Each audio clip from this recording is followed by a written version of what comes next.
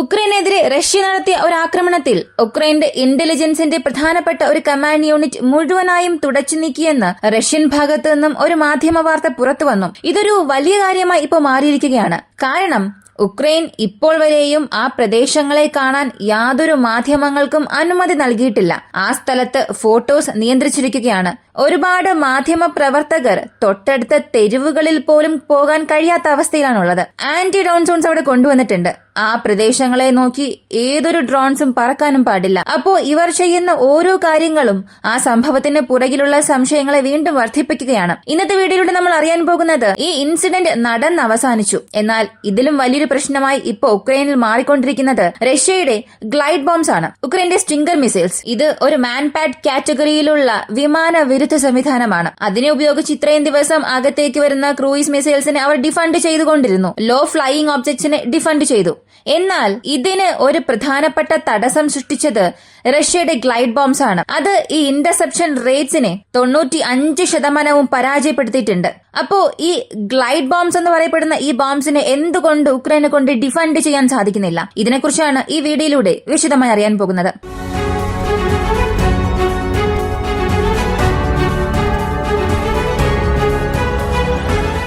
ഈ ടോപ്പിക്കിലേക്ക് പോകുന്നതിന് മുൻപ് ഈ രണ്ട് കാര്യം, മാൻപാഡ്സ്, ഗ്ലൈഡ് ബോംബ്സ്, ഇവ രണ്ടിനെ കുറിച്ചും നമ്മൾ പൊതുവെ അറിഞ്ഞിരിക്കണം. എങ്കിൽ മാത്രമേ ഈ ടോപ്പിക് മനസ്സിലാക്കാൻ സാധിക്കൂ. മാൻപാഡ്സിനെ സംബന്ധിച്ച് ലോകത്തിൽ പല നൂതനമായ ഷോൾഡർ മൗണ്ടഡ് മിസൈൽസ് ഉണ്ട്. ഇവ എന്താണെന്ന് ചോദിച്ചാൽ ഒരു വിമാനം പറന്നുകൊണ്ടിരിക്കുകയാണ് അല്ലെങ്കിൽ ഒരു ഹെലികോപ്റ്റർ പറന്നുകൊണ്ടിരിക്കുകയാണ് എന്ന് പറയുക. അതിനെ നമുക്ക് ഡൗൺ ചെയ്യണം, അതിനെ വെടിവെച്ച് വീഴ്ത്തണം എന്നുണ്ടെങ്കിൽ നമുക്കുള്ളത് ഒരേ ഒരു ഓപ്ഷനാണ്. ഒന്നുകിൽ മിസൈൽസ് ഉപയോഗിച്ച് അതിനെ നശിപ്പിക്കണം, അല്ലെങ്കിൽ മിസൈൽസ് പോലുള്ള ചെറിയ യന്ത്ര തോക്കുകൾ ഉപയോഗിച്ച് അതിനെ വെടിവെച്ച് വീഴ്ത്തുക. എന്നാൽ ഇതിനുമപ്പുറം മറ്റൊരു സിസ്റ്റം ഉണ്ട്. എല്ലാത്തിനും നമുക്ക് പാട്രിയോട്ടിനെ, S-400, S-500, S-300 ഇവയെ ഒന്നും ഉപയോഗിക്കാൻ സാധിക്കില്ല. കാരണം അതിന്റെ വില വളരെ കൂടുതലാണ്. വളരെ താഴെ പറക്കുന്ന ടാർഗറ്റ്സിനെ, തറയിൽ നിന്ന് 500 മീറ്റർ 1000 മീറ്റർ വരെ ഉയരത്തിൽ പറക്കുന്ന ടാർഗറ്റ്സിനെ ഇവ വെച്ച് ന്യൂട്രലൈസ് ചെയ്യാൻ കഴിയില്ല. ഇതിനെ ഓവർകം ചെയ്യുന്നതിന് വേണ്ടിയും ഇതിനെ കുറഞ്ഞ വിലയിൽ ഇന്റർസെപ്റ്റ് ചെയ്യണം എന്നതിന് വേണ്ടിയും നിർമ്മിച്ചതാണ് മാൻപാഡ്സ് എന്ന് പറയുന്ന മാൻ പോർട്ടബിൾ എയർ ഡിഫൻസ് സിസ്റ്റം. ഇതിന്റെ ഷോർട്ട് ഫോം ആണ് മാൻപാഡ്സ്. ഷോൾഡറിൽ മൗണ്ട് ചെയ്ത് ചെയ്യുക. തോളിൽ തൂക്കി വെച്ചുകൊണ്ട് തന്നെ വിഷ്വലായി ടാർഗറ്റിനെ ലോക്ക് ചെയ്ത് അതിനെ നോക്കി മിസൈൽസ് അയക്കും. ഇതാണ് മാൻപാഡ്സിന്റെ ഒരു ചെറിയ വിശദീകരണം. ഇപ്പോൾ ലോകത്തിൽ ഒരുപാട് മാൻ പോർട്ടബിൾ എയർ ഡിഫൻസ് സിസ്റ്റം ഉണ്ട്. എന്നാൽ ടോപ്പിൽ നിൽക്കുന്നത് റഷ്യയുടെ വൈപ്നൻ ഇക്ലയാണ്. ഇത് ഓരോ രാജ്യത്തിനനുസരിച്ച് 1ാം സ്ഥാനമോ 2ാം സ്ഥാനത്തോ നിൽക്കും. എന്നാൽ ആദ്യത്തെ 2 സ്ഥാനത്തും മാറി മാറിയുള്ളത് അമേരിക്കയുടെ സ്ട്രിംഗർ മിസൈലും റഷ്യയുടെ ഈ ഒരു വൈപ്പർ ആൻഡ് ഇക്ല മിസൈൽസുമാണ്. ഇപ്പോ സ്റ്റിംഗറിനെ കുറിച്ച് അറിയാം. ഇതാണ് ഉക്രൈൻ ഇപ്പോൾ ഉപയോഗിച്ചുകൊണ്ടിരിക്കുന്നത്. ഈ സ്റ്റിംഗറിനെ സംബന്ധിച്ച് ഫിസിക്കലി നോക്കിയാൽ ഇതിന്റെ മുഴുവൻ ഭാരം 22 കിലോഗ്രാം ആണ്. ഇതിന്റെ മിസൈൽ 4.8 അടിയാണ്, ഏകദേശം 1 മീറ്ററിലും കൂടുതലാണ്. ഈ മിസൈൽ എങ്ങനെ വർക്കാകും എന്ന് ചോദിച്ചാൽ, ഒരു ഹെലികോപ്റ്റർ താഴെ പറന്നുകൊണ്ടിരിക്കുകയാണെങ്കിൽ, അല്ലെങ്കിൽ റഷ്യയുടെ പല ക്രൂയിസ് മിസൈൽസും തറയിൽ നിന്നും 5-10 മീറ്റർ ഉയരത്തിലാണ് പറക്കുന്നത്.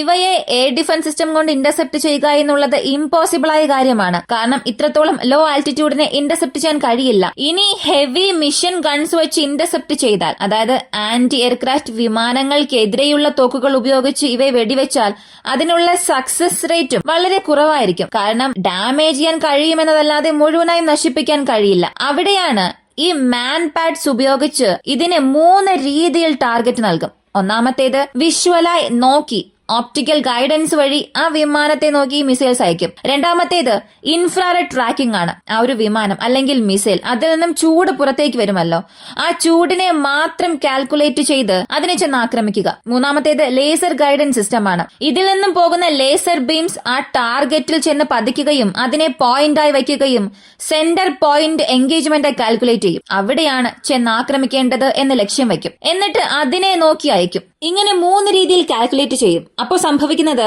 ഈ ബൂസ്റ്റേഴ്സിൽ നിന്ന് മിസൈൽ ലോഞ്ച് ആയതിനു ശേഷം അതിലുള്ള ഡുവൽ പ്രൊപ്പല്ലന്റ് റോക്കറ്റ് മോട്ടോഴ്സ് വഴി അത് ഇഗ്നൈറ്റ് ആവുകയും ടാർഗറ്റിനെ നോക്കി പോവുകയും ചെയ്യും. അങ്ങനെ ടാർഗറ്റിനെ നോക്കി പോകുമ്പോൾ പ്രൊപ്പൽസീവ് എക്സ്പ്ലോഷൻ സംഭവിക്കും. അതായത് ഇത് ഇൻഫ്രാറെഡ് വെച്ച് കണ്ടുപിടിക്കുക, അല്ലെങ്കിൽ ചൂട് വെച്ച് കണ്ടുപിടിക്കുക, അല്ലെങ്കിൽ ലേസർ വഴി തൊട്ടടുത്ത് വെച്ച് പൊട്ടിത്തെറിക്കുക. ഏത് രീതിയായിരുന്നാലും ടാർഗറ്റിനും ഇതിനും നടുവിലുള്ള പാതയെ പതിയെ കാൽക്കുലേറ്റ് ചെയ്യും. ഏത് സ്ഥലത്ത് വരുമെന്നുള്ളത് അത് തീരുമാനിക്കും. അങ്ങനെ തീരുമാനിച്ചതിന് ശേഷം ആ ടാർഗറ്റ് അടുത്തേക്ക് വരുമോ ഇല്ലയോ, ഒരു എയർ ടു എയർ മിസൈൽ പൊട്ടിത്തെറിക്കുന്നത് പോലെ വളരെ ഷോർട്ടസ്റ്റ് ഡിസ്റ്റൻസിലേക്ക് വന്നതും ഈ മാൻ പാഡ് മിസൈൽസ് അടുത്തേക്ക് പോയി പൊട്ടിത്തെറിക്കും. അപ്പോ ഇതിലുണ്ടാകുന്ന ഈ ബ്ലാസ്റ്റ് റേഡിയസിനുള്ളിലായിരിക്കും ആ വിമാനം ഉണ്ടാവുക. അങ്ങനെ അതിൽ ഷാർപ്നെസ് ചെന്ന് പതിക്കുകയും ഡാമേജ് ഉണ്ടാവുകയും ചെയ്യും. ഇതിൽ പ്രത്യേക ഒരു വാർ ഹെഡ് ഉപയോഗിച്ചിട്ടുണ്ട്. പൈറോഫോറിക് ടൈറ്റാനിയമാണത്. അതിന്റെ കൂടെ ഷാർപ്നെസ്സും അവർ ചേർത്ത് വെച്ചിട്ടുണ്ടാകും. ഇത് കാറ്റിൽ പടരുകയാണെങ്കിൽ ആ കാറ്റുമായി ചേർന്ന് അത് വീണ്ടും ഇഗ്നൈറ്റ് ആകും. ഏകദേശം ഒരു തെർമൈഡ് പോലെ കാറ്റിൽ പൊട്ടിത്തെറിക്കുമ്പോൾ ആ ഷാർപ്നെൽസിനെയും ഇത് പുറത്തേക്ക് അയക്കും. അങ്ങനെ ഇത് പുറത്തേക്ക് പോയി അതൊരു ഹെലികോപ്റ്ററിലോ വിമാനത്തിലോ പതിക്കുകയാണെങ്കിൽ ആ മെറ്റൽ സർഫസ് കാറ്റുമായി ചേർന്ന് ഉരുകി അവിടെ ഒരു ദ്വാരം തന്നെ ഉണ്ടാകും. അപ്പോൾ അതൊരു വിമാനമോ ഹെലികോപ്റ്ററോ അത് രക്ഷപ്പെടാൻ സാധ്യതയില്ല. ഇപ്പോ റഷ്യയുടെ ഒരു ക്രൂയിസ് മിസൈൽ അകത്തേക്ക് വരുന്നു, അല്ലെങ്കിൽ റഷ്യ മറ്റേതെങ്കിലും ഒരു മിസൈൽ. സാധാരണ ഒരു ലോ ഫ്ലൈയിങ് ആൾട്ടിറ്റ്യൂഡിൽ വരുന്ന ഡ്രോൺസിനെയൊക്കെ ഇത് ഇത്രയും ദിവസം ഇന്റർസെപ്റ്റ് ചെയ്തുകൊണ്ടിരുന്നു. എന്നാൽ ഗ്ലൈഡ് ബോംബ്സ് എന്ന കാറ്റഗറി വരുമ്പോൾ ഇതിന് ഇന്റർസെപ്റ്റ് ചെയ്യാനേ സാധിച്ചില്ല. അതിനുള്ള കാരണം സാധാരണ 3 വേ ഓഫ് മെക്കാനിസം ഞാൻ ഇതിനകം പറഞ്ഞു. ഈ 3 വഴിയെ കൊണ്ടും ഗ്ലൈഡ് ബോംബ്സിനെ ടാർഗറ്റായി വയ്ക്കാനേ സാധിക്കുന്നില്ല. അതിനുള്ള കാരണം എന്താണെന്ന് അറിയണ്ടേ? സാധാരണ ഒരു മിസൈൽ അകത്തേക്ക് വരുന്നുവെന്നുണ്ടെങ്കിൽ അതിന് ഹീറ്റ് സിഗ്നേച്ചേഴ്സ് അധികമായിരിക്കും. കാറ്റിൽ തുളച്ചു കയറി വരുമ്പോൾ അതിന് മുൻപിലുണ്ടാകുന്ന ഘർഷണം ആ മിസൈലിനെ ഇൻഫ്രാറെഡ് സെർച്ചിങ്ങിലേക്ക് കൊണ്ടുവരും. അതുകൂടാതെ അതിൽ എൻജിൻസ് ഉപയോഗിച്ചതുകൊണ്ട് എൻജിൻസിന്റെ എക്സോസ്റ്റ് ഉപയോഗിച്ചും ടാർഗറ്റിൽ ഫീഡ് ചെയ്യാൻ കഴിയും. എന്നാൽ ഗ്ലൈഡ് ബോംബ്സ് അകത്തേക്ക് വരുമ്പോൾ ഇതൊന്നും സംഭവിക്കില്ല. പൊതുവെ റഷ്യയെ സംബന്ധിച്ചിടത്തോളം അവർ ഈ അൺഗൈഡഡ് ബോംബ്സിൽ FBB സീരീസിൽ ഒരുപാട് ബോംബ്സ് വെച്ചിട്ടുണ്ട്. സാധാരണ ഈ അൺഗൈഡഡ് ബോംബ്സ് ഇടുന്നതിനും ഈ അൺഗൈഡഡ് ബോംബ്സിനെ ഗ്ലൈഡ് ബോംബ്സ് ആക്കി മാറ്റുന്നതിനും വ്യത്യാസമുണ്ട്.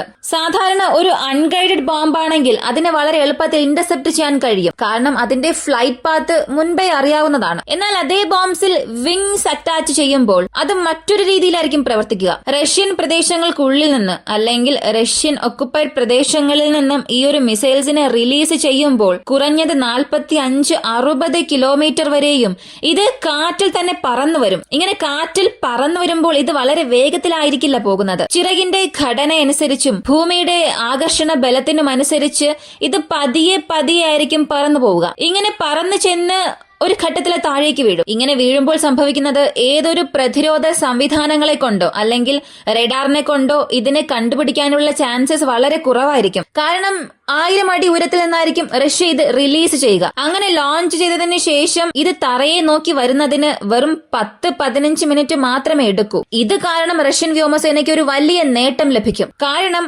ഉക്രൈനുള്ളിൽ അവർക്ക് വരേണ്ട ആവശ്യമേ ഇല്ല. കുറഞ്ഞ ദൂരത്തിൽ നിന്ന് തന്നെ ഇതിനെ ലോഞ്ച് ചെയ്യുമ്പോൾ ഉക്രൈന്റെ റഡാറിനെ കൊണ്ടോ അല്ലെങ്കിൽ നാറ്റോ എവാക്സിനെ കൊണ്ടോ ഈ മിസൈൽസിനെ കണ്ടുപിടിക്കാനേ സാധിക്കില്ല. അതിന് പ്രത്യേക രീതിയിലുള്ള ഹീറ്റ് സിഗ്നേച്ചേഴ്സ് ഒന്നും തന്നെ ഇല്ലാത്തത് കൊണ്ട് ഹീറ്റ് സീക്കിംഗ് മിസൈൽസിനെ കൊണ്ടും കണ്ടെത്താൻ സാധിക്കില്ല.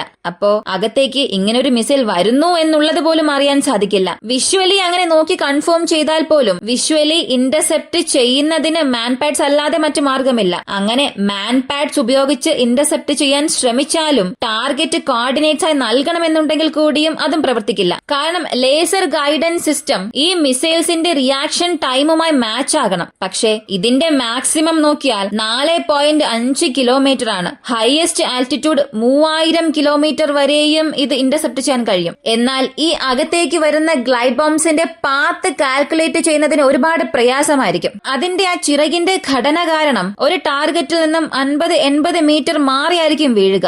അതും ഒരു നേർരേഖയിലായിരിക്കില്ല സഞ്ചരിക്കുന്നത്. ഇതിന്റെ ചിറകിന്റെ അഡ്ജസ്റ്റ്മെന്റിനനുസരിച്ച് സ്വയമേ അത് മെനുവർ ചെയ്യും. അതായത് ഇന്റൻഷനലി മെനുവർ ചെയ്യുന്നതല്ല. അതിന്റെ വിങ്സിന്റെ മൂവ്മെന്റ്സിനനുസരിച്ച് കൊണ്ട് പെട്ടെന്ന് പോയിന്റ് അങ്ങോട്ടും ഇങ്ങോട്ടും മാറ്റും. അങ്ങനെ അതിന്റെ വേരിയേഷൻ അധികം കാണിക്കുന്നത് കൊണ്ട് മാൻപാഡ് സിസ്റ്റത്തെ കൊണ്ടുപോലും കൃത്യമായി ഒരു പോയിന്റിൽ അതിനെ ഇന്റർസെപ്റ്റ് ചെയ്യാൻ കഴിയില്ല. ഇപ്പോൾ ഒരു ഗ്ലൈഡ് ബോംബിനെ റഷ്യ അകത്തേക്ക് അയക്കുകയാണ്. ആ ഗ്ലൈഡ് ബോംബിനെ നോക്കി ഒറ്റ സമയത്ത് 10 മാൻപാഡ് സിസ്റ്റം അകത്തേക്ക് അയച്ചാലും അതിന്റെ സക്സസ് റേറ്റ് 10% പോലും കാണില്ല. ഇനി ഈ ഗ്ലൈഡ് ബോംബിനെ നോക്കി 10 മാൻപാഡ്സിന് പകരം എത്ര മാൻപാഡ്സ് അവർ കൂട്ടുന്നുവോ അതിനനുസരിച്ച് മാത്രമേ ഇന്റർസെപ്ഷൻ റേറ്റ് ഒരല്പമെങ്കിലും കൂടുകയുള്ളൂ. ഇതിപ്പോ ഒരുപാട് പേർ സമ്മതിക്കാനും തുടങ്ങിയിട്ടുണ്ട്. മാൻപാഡ് സിസ്റ്റം ഉക്രൈൻ ഇത്രയും ദിവസം യൂസ്ഫുൾ ആയിരുന്നു.